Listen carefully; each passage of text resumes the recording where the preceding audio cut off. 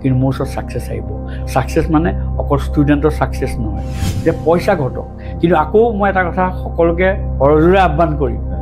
যে মই যদি কওঁ খেতি কৰক সকলোৱে খেতি নকৰিব কোনোবাই বেলেগো কৰক কেলে কাৰণ পিচিঅ' খুলি কি হৈছিলে আমি সকলোৱে দেখিছিলোঁ যে মই ভাইচ চেঞ্চেলৰ গৈছোঁ মোক 2 মিনিটতে এপইণ্টমেণ্ট দিব never I think like that being vice chancellor before vice chancellor I am a human being গতিকে হিউমেন বিঙৰ এটা নেচাৰ থাকিব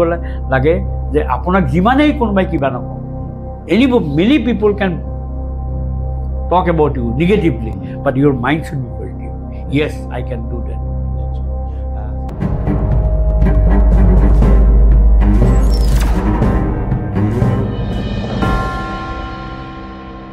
ছাৰ এতিয়া ডক্টৰ মুকুল চন্দ্ৰ বৰা আজি তেওঁ এটা ব্ৰেণ্ড তেওঁ এটা সাংঘাতিক ধৰণে এটা চৰ্চিত নামী বুলি মুহূৰ্তত উল্লেখ কৰিছোঁ এতিয়া কথা হৈছে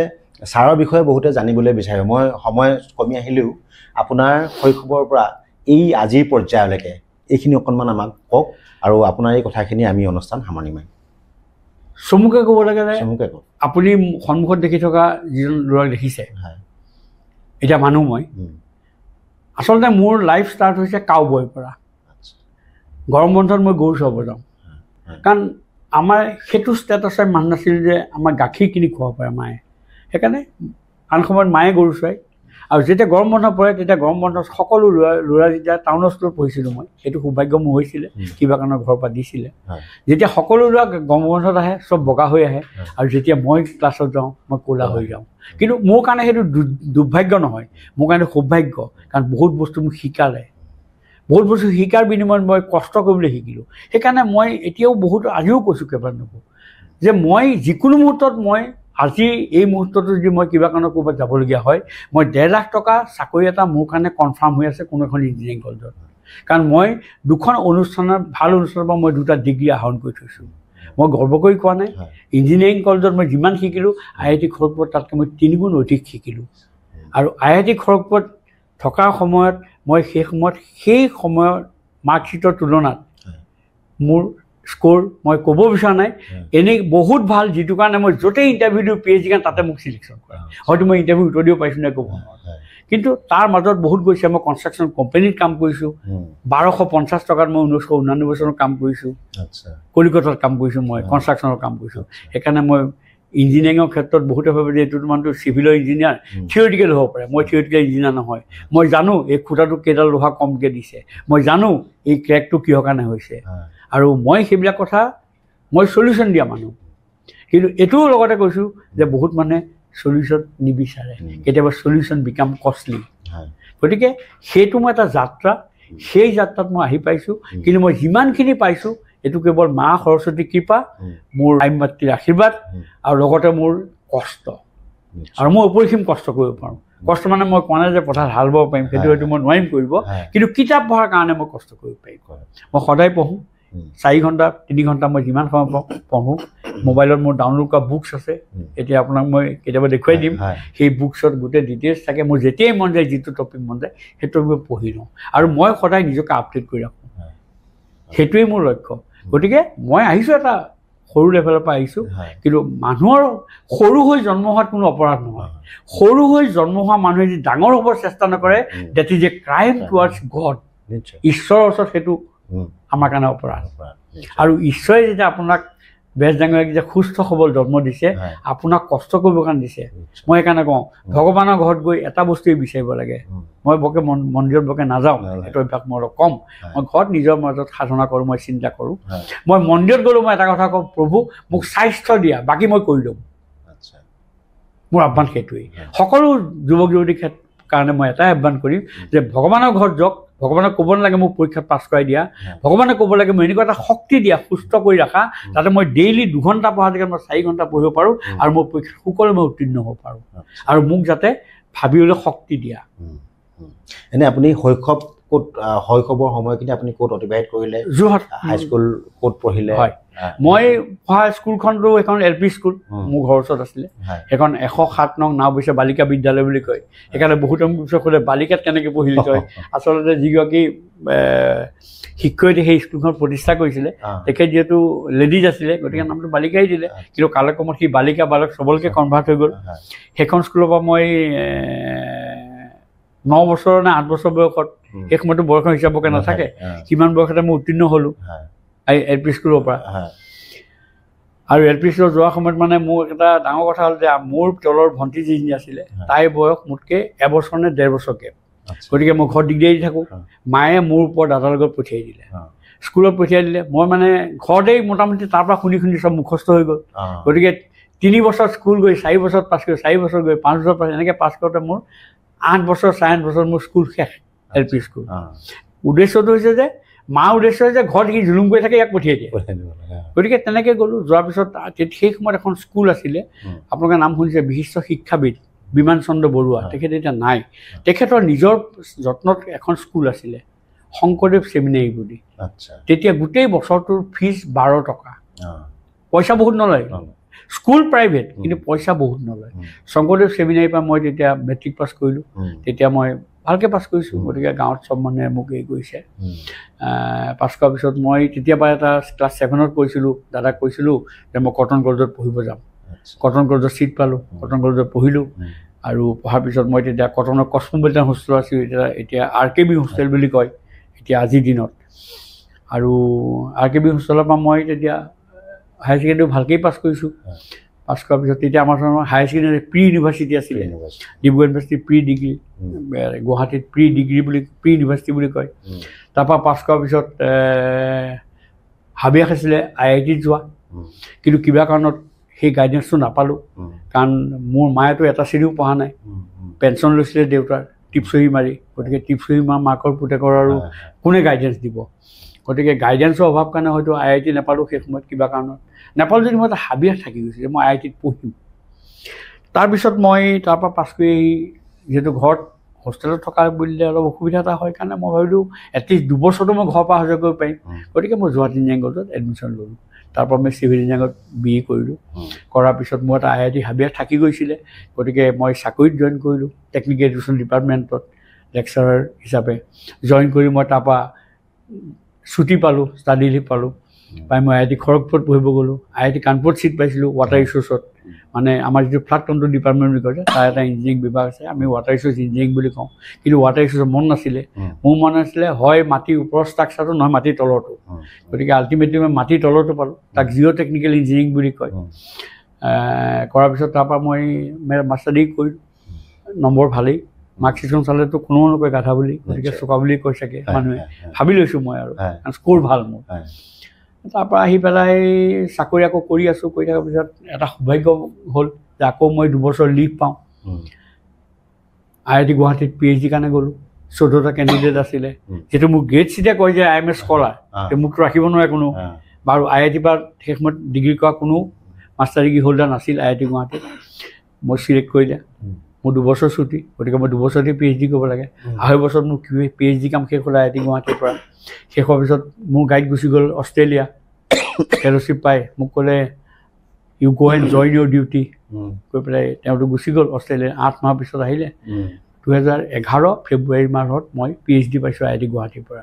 আৰু মই যিটো এৰিয়াত কাম কৰিছোঁ আপোনালোকে জানিলে সুখী হ'ব যে আমাৰ মাতমৰা ডাইকত যিটো মেটেৰিয়েল ইউজ কৰে সেই মেটেৰিয়েলৰ জিঅ' চিন্থেটিক বুলি কওঁ আমাৰ ভাষাত মই জিঅ' চিন্থেটিকৰ ওপৰত মই নৰ্থ ইষ্টৰ একমাত্ৰ PhD আৰু সেইটো কৰি পেলাই মই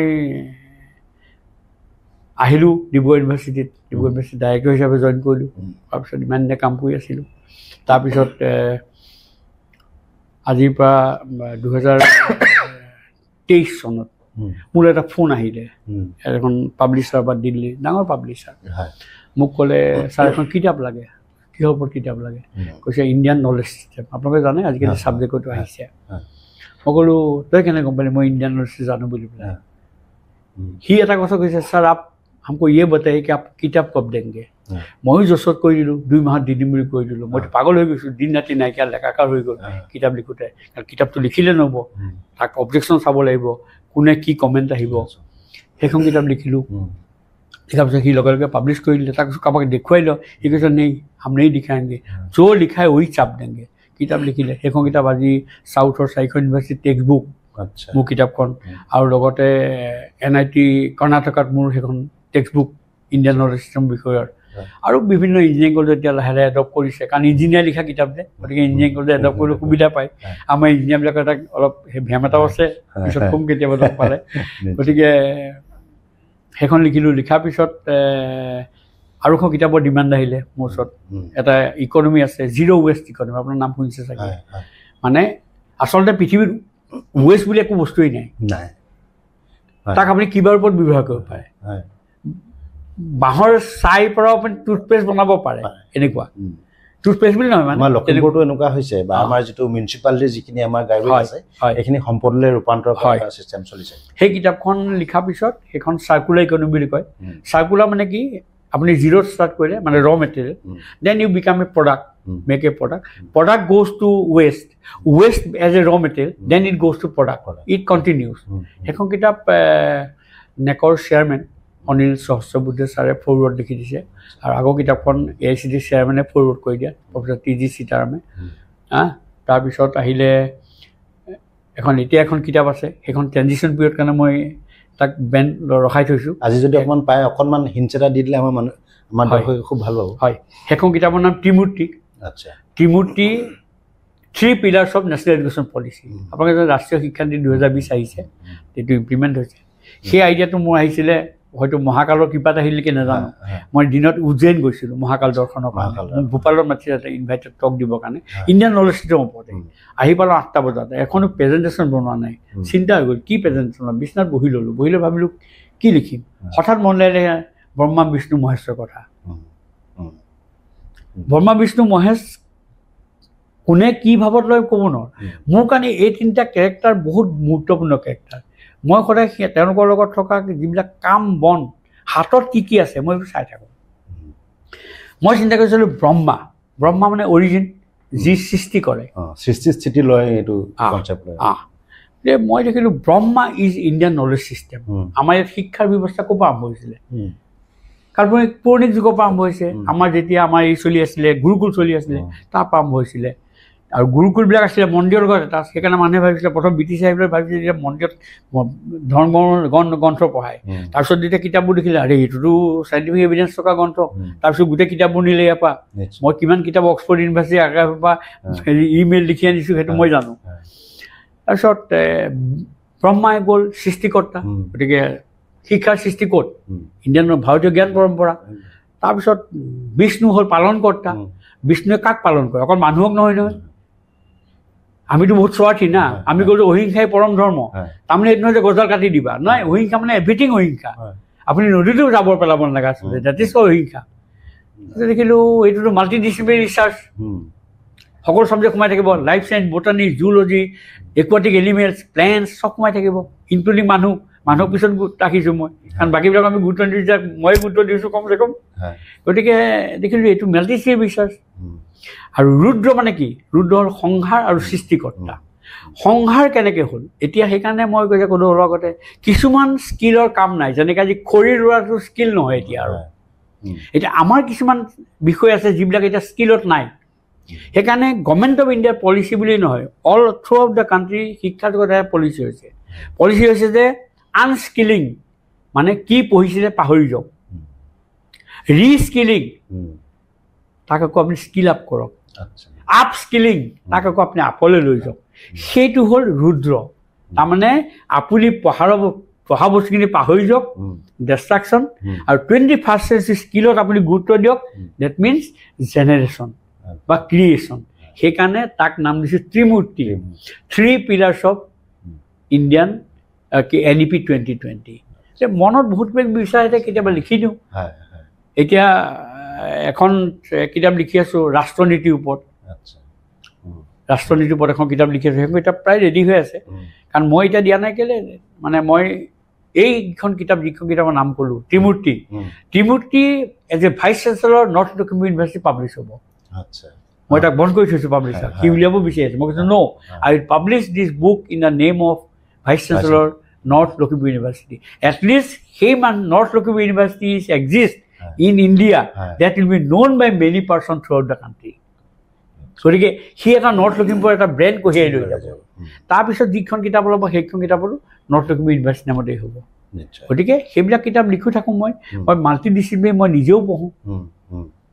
আৰু মই সকলো বস্তুক মই বিজ্ঞানৰ দৃষ্টিত চাওঁ বিজ্ঞানৰ দৃষ্টিত চাই মই বিজ্ঞান আৰু তাক বিচাৰি পাইছোঁ বিচাৰি পাই মানুহক জনাইছোঁ সেইকাৰণে মই ক'ব বিচাৰিছোঁ যে সকলো বস্তু আমাৰ ওচৰত আছে সকলো বস্তু আমাৰ ওচৰত আছিল কিন্তু আমি যদি তাক নেদেখোঁ তেতিয়াতো দৃষ্টিহীনতাৰ অভাৱত ভোগা বুলিয়েই ক'ব লাগিব আমাক গতিকে সেইকাৰণে মই ভাবোঁ যে মই এইখিনি বস্তু ল'ৰা ছোৱালীৰ লগত মই ইণ্টাৰেক্ট কৰিম কথা পাতিম মই ষ্টুডেণ্টৰ লগত মোৰ কাৰণে ষ্টুডেণ্ট টিচাৰ সকলোৰে কাৰণে মোৰ ওচৰত সমান মই আজি পিয়নটোক পালেও মই মোৰ অফিচত যেতিয়া মই কালি সোমাই আহিছোঁ মোৰ পিয়নটোৱে মোক আহি পেলাই এখন গামোচা আৰু চেলেং পাচাৰ পিন্ধাই পঠিয়াইছে কিয় তোমাৰ চিঠি আছিলে লৈ আহিবৰ কাৰণে সোমালোঁ সি কিন্তু মোৰ ৰাতি 8:30লৈকে থাকে কোনোদিনে অভাৰ টাইম নাপায় তাৰমানে এইটো হ'ল হাৰ্ট টু হাৰ্ট কানেক্ট আপুনি মানুহক কেতিয়াও জোৰকৈ কাম কৰাব নোৱাৰে ফিলিংছ দিয়ক মানুহক তেওঁ অনুষ্ঠানটোৰ প্ৰতি তেওঁ মানে এই বাহক কি বুলি কয় এফিনিটি বাহক যেনেকৈ এটা বেবীৰ লগত বাপেক মাকৰ কেনেকুৱা এটা সম্বন্ধ যেতিয়া সকলো মানুহে যেতিয়া ভাবিব যে north Lakhimpur university baby everybody has to take care আপুনি চাব মই 2 বছৰ টাইম দিছোঁ আপোনাক মই কৈছোঁ 1.5 বছৰ থিয় হ'ব নিশ্চয় আমি বহু কথা পাতিলোঁ ছাৰৰ সৈতে আৰু সাংঘাতিক ধৰণে মই এটা কথা মোৰ প্ৰশ্ন এটা আছিলেই যে ফাউণ্ডেশ্যনটো যদি ভাল হয় তেনেহ'লে ভৱিষ্যতে সেই বিল্ডিংটো সাংঘাতিক ধৰণে মজবুত হৈ থাকিব কিন্তু আজি কথা পতাৰ পিছত ছাৰৰ সৈতে মই যেতিয়া কথা পাতিলোঁ কথা পতাৰ লগে লগে মোৰ এটা অনুমান হৈছে যে নৰ্থ লখিমপুৰ ইউনিভাৰ্চিটি বিশ্ববিদ্যালয় নিশ্চয়কৈ এজন যোগ্য ব্যক্তিৰ হাতলৈ প্ৰথম গৈছে আৰু তেওঁ খুব ভেটি মজবুত কৰি আমাৰ বিশ্ববিদ্যালয়খনক আগবঢ়াই লৈ যাব আৰু এদিন কেৱল অসমতে কি সমগ্ৰ দেশে আৰু সমগ্ৰ বিশ্বই এদিন এই নৰ্থ লখিমপুৰ বিশ্ববিদ্যালয়ক বন্দনা কৰিব এই ধৰণৰ এটা আশা পোষণ কৰি ছাৰৰ পৰা পুনৰ আশীৰ্বাদ লৈ মই NZ পডকাষ্টৰ পৰা বিদায় লৈছোঁ হেমন্তলৈ ধন্যবাদ